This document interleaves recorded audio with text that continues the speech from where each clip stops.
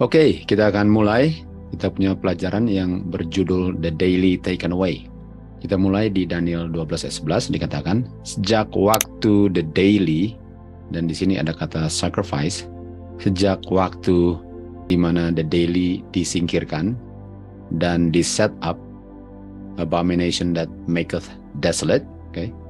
Nah, kata daily sacrifice, ini kata sacrifice ini kalau kita baca di kutipan Early Writings 74 dikatakan kata daily sacrifice, di mana kata sacrifice itu ditambahkan oleh hikmat manusia dan seharusnya nggak boleh ada di ayat itu. Jadi dengan kita baca the daily sacrifice shall be taken away, itu sama dengan the daily shall be taken away tanpa dia punya sacrifice. Kita mengerti bahwa daily sacrifice itu adalah persembahan yang dipersembahkan setiap hari. Dan bedanya setiap hari itu ada harian punya dan ada tahunan punya. Dan ini nggak berlaku untuk persembahan yang dipersembahkan setiap hari, karena kata sacrifice-nya itu seharusnya nggak ada di ayat itu. Jadi ini bukan persembahan harian, di mana ada tahunan juga sekali setahun pada Day of Atonement, kan? Bulan ke-7 hari ke-10. Jadi ini bukan persembahan harian yang dipersembahkan. Artinya yang disingkirkan bukan itu, bukan persembahan harian. Jadi waktu the daily disingkirkan, set up abomination that maketh desolate. Dan kata daily ini artinya terus menerus, selalu. Lalu ever. Ever itu selalu, ya. Perpetual, berkelestarian. Itu arti daily. Artinya sesuatu yang selalu akan disingkirkan. Nah, untuk dibilang disingkirkan bukan berarti selalunya berakhir, karena namanya selalu nggak bisa disingkirkan. Artinya untuk dibilang disingkirkan yang selalu, selalunya ada, tapi sekarang boleh dikatakan disembunyikan. Sehingga orang nggak tahu lagi bahwa ini masih berlaku atau ini selalu, karena yang selalu ini disembunyikan, sehingga orang nggak bisa tahu bahwa ini adalah selalu, daily. Okay? Nah, setelah itu di set up abomination, kan? Jadi kita mau cari tahu apa itu abomination yang di set up setelah daily yang selalu ini disingkirkan. Nah, kalau kita mau baca tentang abomination, kita ke Wahyu 17. Di situ Yohanes melihat ada wanita atau gereja yang duduk di atas binatang yang warnanya merah. Kita tahu binatang adalah kerajaan, Daniel 7 ayat 23. Jadi ada gereja yang duduk di atas kerajaan atau gereja yang menguasai kerajaan, sistem sipil. Dan ayat 4 dikatakan wanita ini dijubahi atau warnanya ungu dan merah kermisi. Dan dia dihiasi dengan permata-permata dan emas. Dan dia memegang cawan emas di tangannya, penuh cawan itu dengan kekejian. Dan kekejian itu adalah percabulan antara gereja dengan kuasa sipil. Dan kalau kita lihat warnanya, ungu dan merah, kita lihat ini adalah warna kepausan. Karena mereka punya priest pakai warnanya ungu dan warna merah kermisi, dan mereka dihiasi dengan emas. Dan digambar di bawah ini ada wanita yang gereja yang duduk di atas binatang, yaitu kerajaan, dan dia memegang cawan emas yang diisi dengan kekejian. Kekejian adalah abomination. Dan abomination itu adalah hasil daripada percabulan antara gereja dengan kuasa sipil. Artinya waktu daily yang selalu disingkirkan atau disembunyikannya waktu ini kuasa kepausan ini yang menguasai kuasa sipil ini naik tahta, sehingga ini daily disingkirkan atau disembunyikan. Di ayat 5 dikatakan, dan ini kuasa wanita ini yang duduk di atas kerajaan dunia ini adalah di dahinya tertulis nama misteri Babylon the Great, ibu daripada pelacur-pelacur dan abominations of the earth. Jadi inilah kuasa yang dibilang kekejian ini. Jadi kuasa inilah yang di set up setelah daily disingkirkan atau disembunyikan. Dan ayat 16 dikatakan, dan 10 raja ini yang adalah dilambangkan dengan 10 tanduk, dia akan membenci pelacur ini yang menduduki dia dan akan membuat dia desolate dengan naked. Dan kita tahu tadi bahwa waktu daily disingkirkan, sesuatu yang selalu ada lalu disingkirkan atau disembunyikan, yang menyembunyikannya dibuat menjadi desolate. Artinya yang melakukan percabulan, abomination itu menjadi desolate. Abomination of desolation. Jadi inilah kuasa abomination of desolation-nya, kuasa kepausan yang menguasai untuk jangka waktu 1260 tahun kan. Dan ini di-setup setelah daily itu disingkirkan. Nah, mari kita lihat ini daily. Mari kita belajar tentang daily. Apa dan ini daily yang disingkirkan? Yang kita tahu tanpa kata korban atau sacrifice bukan berarti persembahan-persembahan yang dipersembahkan setiap hari atau daily. Bukan itu yang disingkirkan. Karena kata sacrifice-nya nggak boleh ada dalam ayat itu. Di Keluaran 27 ayat 20 dikatakan, terang yang selalu menyala. Dan kata selalu, kan? Ini kata selalu menyala. Dan kata selalu ini adalah daily. Di Imamat 6 ayat 13, api yang selalu terbakar di mezbah dan tidak pernah padam. Dan kata ever adalah daily. Jadi ever, always itu sama dengan daily, selalu, nggak pernah padam. Jadi apa yang selalu yang nggak pernah padam? Okay? Apa yang selalu yang nggak pernah padam? Kalau kita ke Daniel 8, mulai ayat 9 kita tahu, salah satu tanduk keluar dari salah satu mata angin, dan kita tahu itu adalah kuasa Roma kafir, dan dia menjadi sangat besar.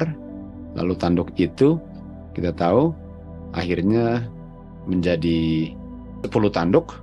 Lalu apa yang terjadi ialah satu tanduk itu keluar dan menyingkirkan 3 tanduk kan di Daniel 7.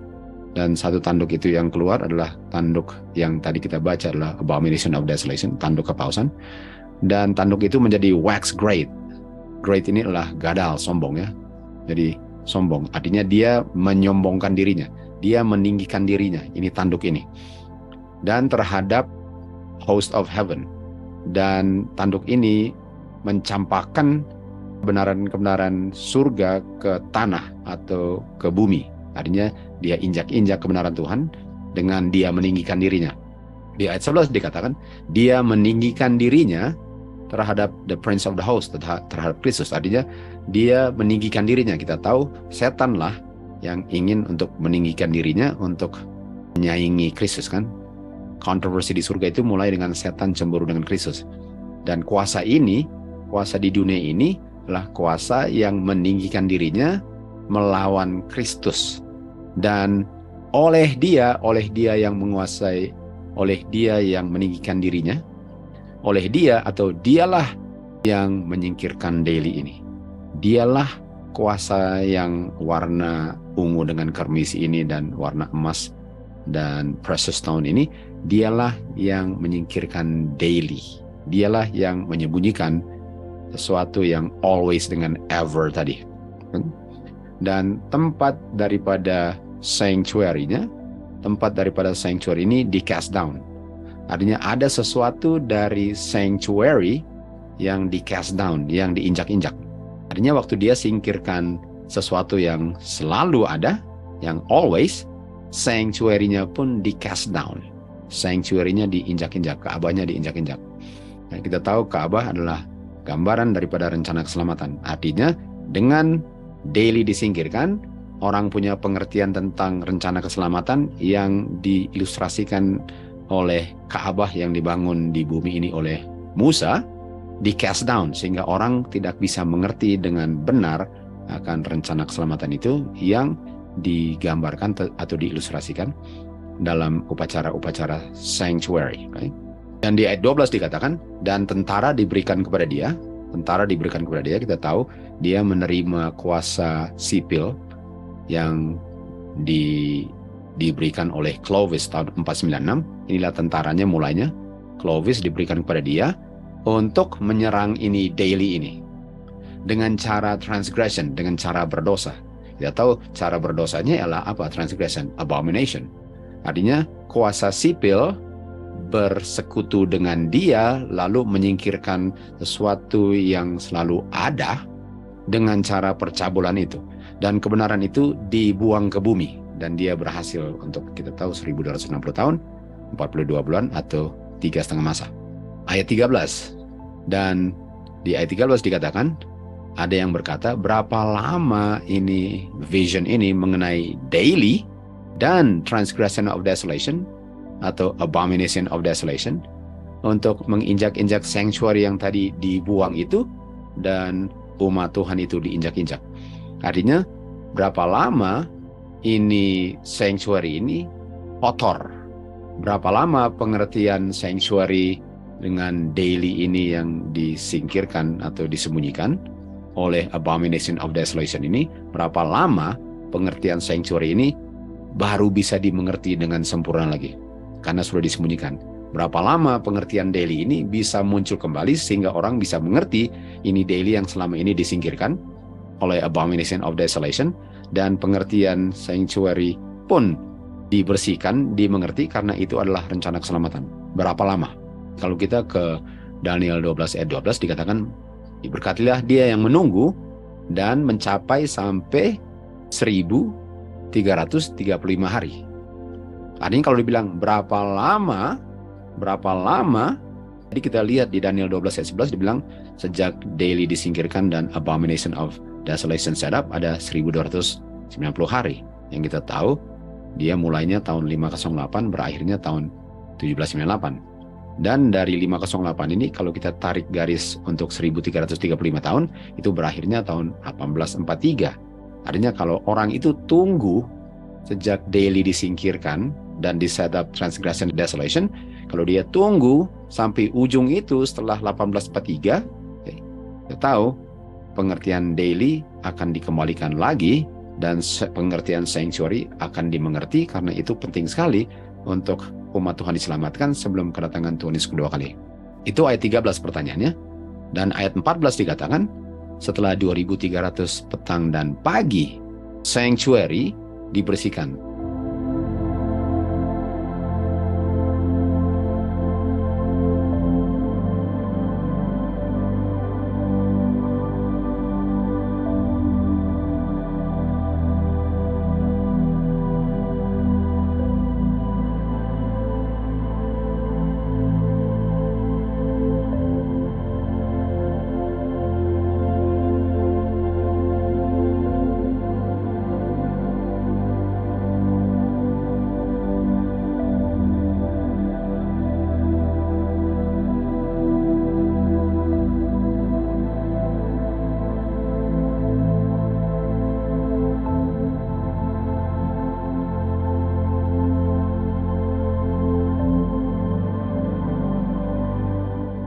Artinya pengertian yang salah tentang sanctuary yang di cast down, yang diinjak-injak, dan pengertian daily pun akan orang mengerti dengan sepenuhnya yang selama ini telah disembunyikan atau disingkirkan, dan juga sanctuary-nya sudah di cleanse. Jadi apa dan ini daily? Apa dan ini daily yang disingkirkan? Di Daniel 11 ayat 31 dikatakan, arms atau tentara akan berdiri di pihak dia, pihak kepausan, ini tahun 496 Clovis, dan mereka akan pollute, mereka akan kasih kotor sanctuary. Makanya tadi di Daniel 8:14 dikatakan sanctuary akan dibersihkan. Kenapa? Karena sanctuary dikasih kotor oleh percabulan antara arms, kuasa sipil yang mulai dengan Clovis tahun 496 dengan kuasa gereja Roma, kan? Abomination of desolation, dan itu mengotorkan sanctuary. Dan akan menyingkirkan daily dan menempatkan abomination that maketh desolate. Artinya waktu daily, pengertian daily dan sanctuary dikotorkan atau disembunyikan, langsung di set up abomination of desolation. Dan ini terjadi karena percabulan antara kuasa gereja dan kuasa sipil yang mulainya tahun 496 dengan Clovis. Apa yang mengotorkan sanctuary? Di Bilangan 18 ayat 32 dikatakan dosa yang mengotorkan sanctuary. dosa yang mengotorkan sanctuary. Dan di Yehezkiel 43 ayat 22 dikatakan, dosa yang kotor itu yang mengotorkan sanctuary di saat daily disingkirkan, untuk disingkirkan atau dibersihkan harus di-cleanse. Dan kita tahu yang di-cleanse sanctuary, Daniel 8:14. Artinya di saat sanctuary di-cleanse, artinya sanctuary sudah dibersihkan lagi dari sanctuary yang diinjak-injak oleh kuasa abomination desolation, hasil percabulan antara kuasa sipil dan kuasa gereja, di mana daily itu disingkirkan. Artinya pengertian tentang daily itu akan diperbaiki kembali sempurna yang selama ini disembunyikan, khususnya setelah 2300 petang dan pagi, di saat sanctuary dibersihkan. Tentu saja pengertian mereka tentang daily harus dipelajari, kan? Mereka harus pelajari. Mereka nggak bisa dibersihkan kecuali mereka sudah pelajari dulu dan mereka mengerti apa itu, sehingga waktu mereka mengerti dengan sempurna, dibersihkanlah sanctuary, pengertian mereka tentang sanctuary. Di Yehezkiel 45 ayat 18 kita tahu bahwa sanctuary yang di-cleanse, artinya waktu sanctuary di-cleanse, artinya dosa di sanctuary di-cleanse, karena dosa itu yang pollute the sanctuary, hasil percabulan antara kuasa sipil dan kuasa gereja, waktu daily disingkirkan. Tapi kita belum belajar apa itu daily. Tahu kita adalah sesuatu yang selalu, yang nggak pernah berakhir, itulah yang disingkirkan. Oke, mengenai covenant, ayat 32, Daniel 11 ayat 32 dikatakan, dan dia itu akan melakukan satu hal yang sangat jahat terhadap covenant. Dia itu akan menentang, kuasa ini akan menentang covenant. Kalau kita lihat di Ibrani 12 ayat 24 dikatakan Tuhan Yesus adalah perantara daripada the new covenant. Tuhan Yesus adalah perantara daripada covenant.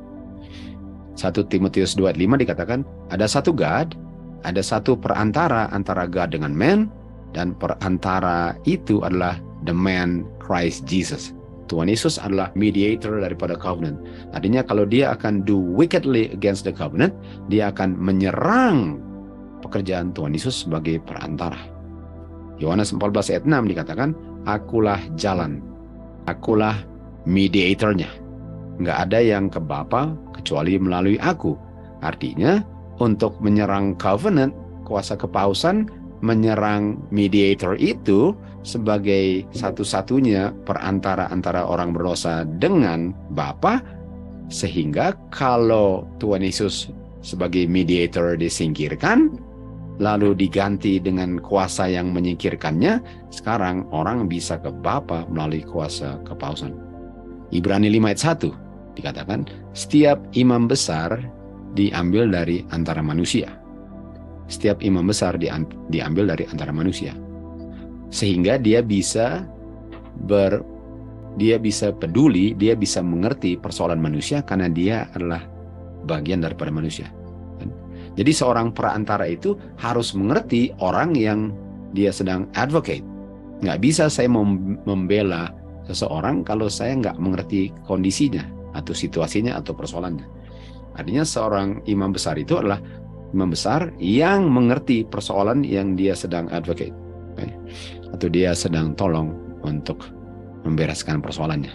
Dan dikatakan di sini, di ayat 4 dikatakan, nggak ada orang atau nggak ada imam besar yang bisa mengangkat dirinya dan memberikan kehormatan kepada dirinya kecuali dipilih Bapa seperti Harun. Artinya Harun tidak mengangkat dirinya menjadi imam besar, dia dipilih God untuk menjadi imam besar. Kan? Imam besar, kita tahu imam itu adalah perantara antara manusia berdosa dengan God, yang mana Tuhan Yesus adalah imam besar. Sebagaimana Harun juga. Dan dikatakan bahwa Harun yang melambangkan Tuhan Yesus nggak bisa mengangkat dirinya sebagai imam besar, tapi dia dipilih oleh God sebagai imam besar. Lalu ayat 5, Ibrani 5 ayat 5 dikatakan, demikian juga sebagaimana Harun diangkat dan dipilih God menjadi imam besar, Kristus juga tidak bisa memuliakan dirinya untuk meninggikan diri menjadi high priest, tetapi Bapa yang bilang kepada anaknya mengenai Tuhan Yesus sebagai imam besar, engkau adalah anakku, hari ini aku telah begotten thee. Begotten itu sama dengan kata lahir. Kan? Jadi Tuhan Yesus tidak diciptakan. Tuhan Yesus enggak selama-lamanya ada dengan Bapa. Tuhan Yesus menjadi ada sebagai anak Bapa waktu dia di begotten. Begotten kata lainnya adalah lahir. Jadi Tuhan Yesus lahir itu bukan berarti harus ada ibu, bukan berarti harus ada wanita. Tuhan Yesus keluar dari Bapa, walaupun itu adalah pelajaran lain. Jadi sebagaimana Harun diangkat menjadi imam besar, Tuhan Yesus dibuat menjadi imam besar di saat dia lahir menjadi anak. Artinya Tuhan Yesus adalah imam besar karena dia adalah anak Bapa. Karena Tuhan Yesus anak Bapa, dia adalah imam besar. Artinya kalau Tuhan Yesus punya mediatorial work, kalau Tuhan Yesus punya pekerjaan sebagai perantara manusia dengan Bapa itu diserang oleh kepausan dan digantikan Tuhan Yesus punya peranan sebagai, Tuhan Yesus punya title sebagai imam besar, kalau itu disingkirkan, artinya orang bisa, ajarannya bisa ke Bapa tanpa Tuhan Yesus, tetapi melalui imam-imam daripada gereja kepausan ini kan. Itu sebabnya mereka bisa mengaku dosa kepada imam-imam di belakang, di ruangan-ruangan dia punya booth untuk mengakui dosa kepada manusia. Itu yang menyingkirkan Tuhan Yesus sebagai imam besar, sebagai mediator daripada covenant. Jadi waktu diserang covenantnya, diserang Tuhan Yesus sebagai imam besar, tapi kita tahu bahwa Tuhan Yesus sebagai imam besar itu karena dia anak Bapa. Jadi nggak bisa disingkirkan imam besarnya tanpa disangkal dia anaknya. Itu sebabnya Gereja Katolik bilang bahwa Tuhan Yesus itu bukan anak Bapa, karena dengan dia bukan anak Bapa, otomatis dia bukan imam besar. Sehingga semua bisa melalui kepausan untuk perantaranya ke Bapa, karena Tuhan Yesus bukan imam besar, dan otomatis ajaran Trinitas bahwa Tuhan Yesus bukan anak Bapa. Dan kita sudah tahu bahwa organisasi Advent pun tidak percaya bahwa dia anak Bapa, dan kalau kita menolak dia sebagai anak Bapa, otomatis dia bukan imam besar. Ini adalah yang disingkirkan oleh kuasa kepausan. Dan dikatakan di Ibrani 5 ayat 6, engkau adalah imam besar forever. Forever. Nah, kita lihat tadi bahwa kata forever itu adalah daily. Kata forever tadi adalah daily. Artinya waktu Tuhan Yesus disingkirkan sebagai imam besar dan disangkal sebagai anak, Tuhan Yesus sebagai priest yang forever. Forever artinya sejak dia menjadi anak, dia adalah priest. Dia adalah priest. Namanya anak, dia priest. Perantara antara Bapa dan orang berdosa, itu disingkirkan. Artinya daily taken away sama dengan Tuhan Yesus punya title sebagai priest disingkirkan. Dengan kata lain, Tuhan Yesus sebagai anak Bapa disingkirkan. Daily taken away, Tuhan Yesus disangkal sebagai anak Bapa, Tuhan Yesus disangkal sebagai imam besar. Sehingga orang bisa melalui kepausan mengakui dosanya sebagai perantara, mediator antara Bapa dan orang berdosa. Dan di Ibrani 7 ayat 1 dikatakan, Tuhan Yesus adalah priest continually, dan kata lain continually adalah forever. Forever kita tahu artinya adalah daily. Jadi kalau kita kembali ke pelajaran tadi, ke bagian awal dari pelajaran ini, kita tahu bahwa daily taken away sama dengan Tuhan Yesus sebagai imam besar, sebagai anak Bapa disingkirkan melalui percabulan antara kuasa kepausan dengan kuasa sipil. Itu namanya percabulan di Wahyu 17:3. Dan kuasa dia punya sipil itu digunakan untuk menganiaya orang-orang yang menolak doktrin ini. Itu artinya daily taken away, lalu di set up abomination of desolation. Di Daniel 11 ayat 36 dikatakan, dia akan exalt himself, dia akan meninggikan dirinya, dia akan magnify himself above every god. Tadi kita tahu dia meninggikan dirinya untuk menentang the prince of the host, Tuhan Yesus kan. Dia menentang Tuhan Yesus dengan dia meninggikan dirinya. Kita tahu setanlah yang mau meninggikan dirinya. Di Yesaya 14 ayat 14 dia bilang, he shall be like the most high. Dia mau exalt dia punya throne kan. Jadi sebenarnya ini adalah roh yang asal usulnya yang ada di surga, yang adalah rohnya Lucifer yang menjadi setan, yang mau angkat dirinya untuk menyamai dirinya dengan Bapa dan anak, karena anak diangkat Bapa. Ayat 37, dia tidak akan regard the God of his fathers, artinya dia nggak akan regard the God of Abraham, Isaac, dan Jacob. Artinya dia tidak akan regard bapanya Abraham, Ishak, dan Yakub, yaitu God the Father. Dan dia akan magnify himself, dia akan meninggikan dirinya terhadap semuanya. Dan jangan lupa ini kata meninggikan dirinya. Dan dia akan menghormati the God of forces, yang mana Abraham, Ishak, dan Yakub tidak mengenal God ini. Dia akan honor gold, silver, precious stone dengan pleasant things. Kita tahu dia punya bangunan-bangunan katedral itu penuh dengan hiasan-hiasan, dengan permata-permata, emas, perak. Dan dia juga warnanya ungu dan merah kermisi dan emas dengan batu-batu permata. Dan ini adalah dia punya kekejian semua. Jadi dia menggantikan Tuhan Yesus sebagai imam besar, sehingga orang-orang sekarang kalau mengakui dosa, orang-orang mengakui dosa melalui dia punya imam-imam. Dia punya booth, namanya tempat confession kan. Inilah Tuhan Yesus punya title, Tuhan Yesus sebagai priest dan sebagai anak Bapa disingkirkan, taken away, dan di set up lah sistem abomination, desolation, kepausan yang menunggangi kuasa sipil ini untuk 1260 tahun. Kapan dibersihkannya? Pengertian ini dibersihkannya akhir daripada 1335 kita tahu adalah 1844, sanctuary shall be cleansed. Sanctuary cleansed. Daniel 11 ayat 39 dikatakan dia akan di tempat kuatnya melakukan sesuatu dengan strange God. Nah, strange God ini kita tahu, strange God ini adalah bukan God ya. Ini adalah Baal, penyembahan bukan God. Strange God yang mana dia akan acknowledge and increase. Increase artinya pertama-tama gadal, magnify with glory.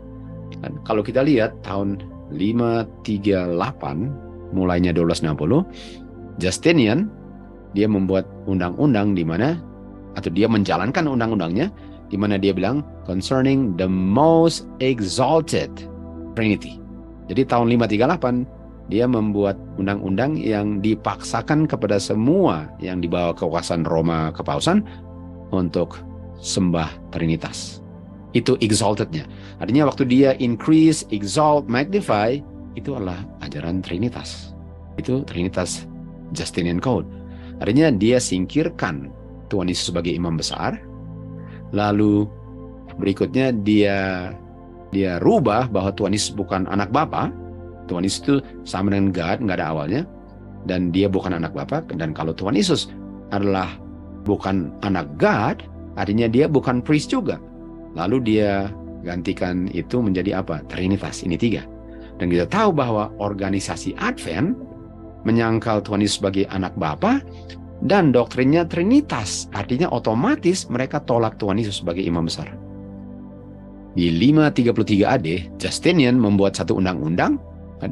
Dan undang-undang itu mengatakan bahwa Paus adalah kepala semua gereja-gereja. Tahun 533.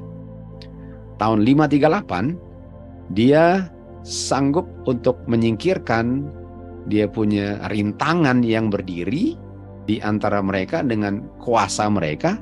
Kan? Jadi tahun 538, kuasa daripada Ostrogoth yang menghalang-halang mereka untuk menguasai dunia ini, dunia mereka, kan? Disingkirkan. Dan waktu disingkirkan, sekarang dia menempatkan abomination of desolation di set up. Jadi 538 abomination di set up, waktu di set up, tapi waktu di set up dia set up apa? Dia set up bahwa semua harus sembah Trinitas. Dan Trinitas itu menyangkal Tuhan Yesus sebagai anak dan otomatis sebagai dia punya high priest.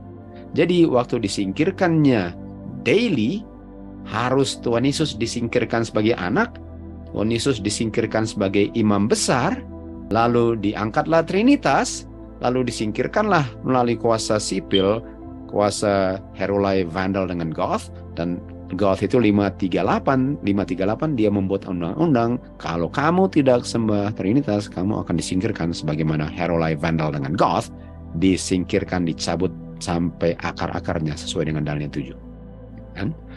Jadi di sini kita terus baca di sini dikatakan peristiwa mana? Peristiwa yang mana? Peristiwa 533 atau peristiwa 538 lah di setupnya Abomination of Desolation kan? Jadi pertanyaannya, Abomination of Desolation itu mulainya 533 atau 538? Ini pertanyaannya. Lalu kita lihat selanjutnya, kutipan bilang bahasa Daniel ialah umat Tuhan itu saints, waktu dan hukum itu akan diberikan kepada dia untuk waktu tertentu. Pertanyaannya, kapan waktu itu diberikan kepada kepausan? 533 atau 538? Katakan, seandainya Justinian nggak pernah bisa untuk menjalankan perintahnya mengenai kepausan, artinya kalau dia nggak bisa menyingkirkan kuasa yang kita mengerti sebagai anti-trinitas ya, anti-trinitarian, which is dia punya kuasa daripada Arian itu. Okay. Kalau dia nggak bisa singkirkan itu, dikatakan di sini, apa gunanya dia punya perintah kalau dia nggak bisa singkirkan?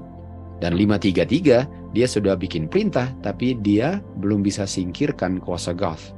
Artinya nggak bisa waktu kepada kepausan itu diberikan tahun 533 kalau masih ada Goth di situ. Dan apa gunanya Justinian punya kuasa atau perintah kalau Goth belum disingkirkan?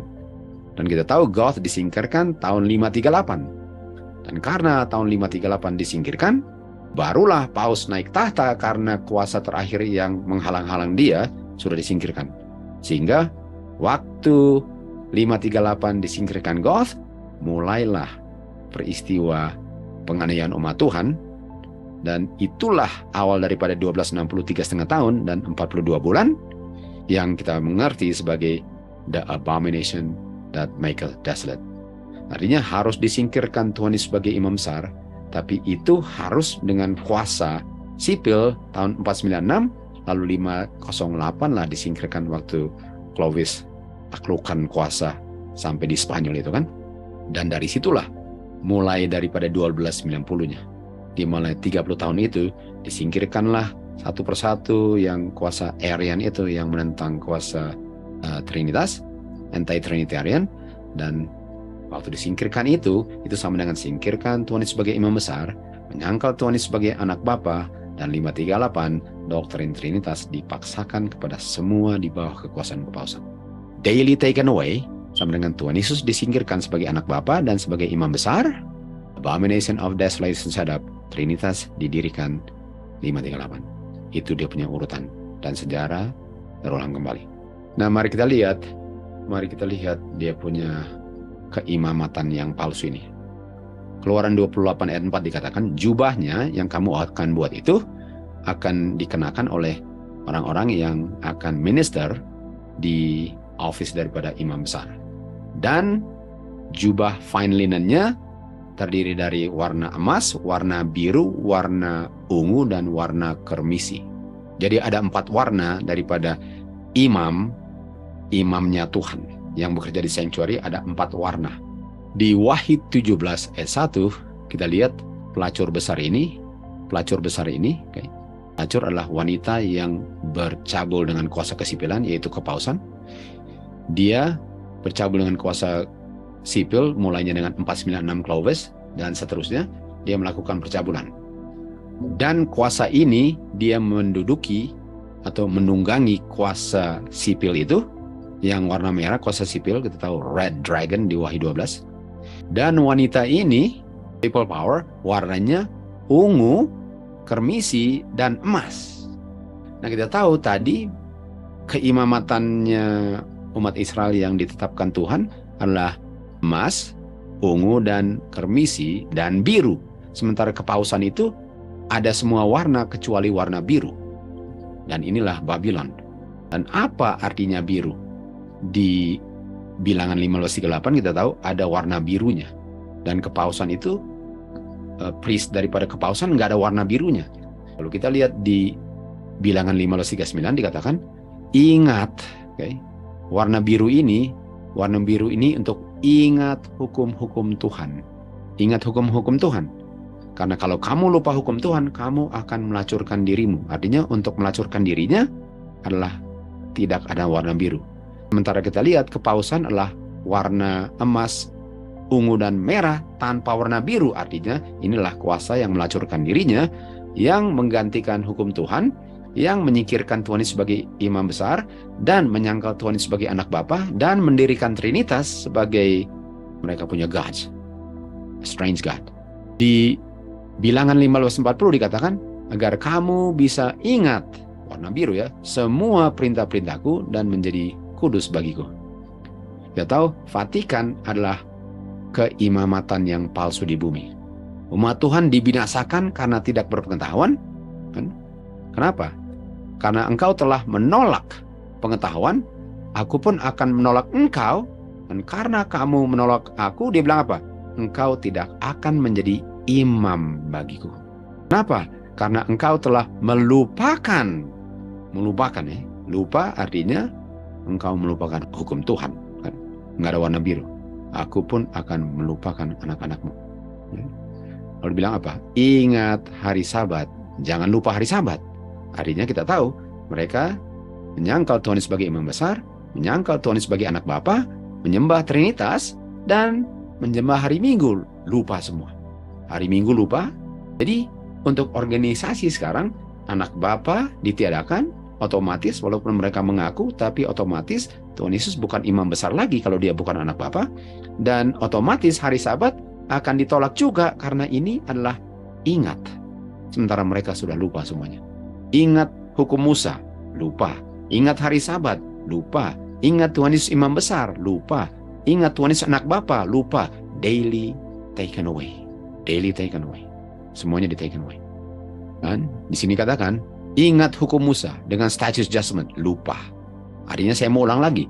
Lupa statutes dengan judgment, lupa hari Sabat, lupa hukum Tuhan, lupa Tuhan Yesus anak Bapa, lupa Tuhan Yesus adalah imam besar, terima hari Minggu. Terima hari Minggu. Terima kepausan sebagai imam. Otomatis, walaupun tanpa sadar. Lalu setelah itu dibilang Maleakhi 4 ayat 5, lihat aku akan mengirim Elia sebelum kedatangan kedua kali Tuhan Yesus. Dan dia akan mengembalikan hati. Artinya pekabaran-pekabaran yang mengingatkan umat Tuhan lupa ini harus diingatkan kembali untuk mengingat. Dan untuk ingat harus tahu bahwa Tuhan Yesus anak Bapa, Tuhan Yesus imam daily forever. Jadi, ingat law of Moses, statute dan judgment, ingat hari Sabat, itu semua harus diingat. Dan kalau saya lupa, itu otomatis akan sembah hari Minggu. Karena itu satu paket.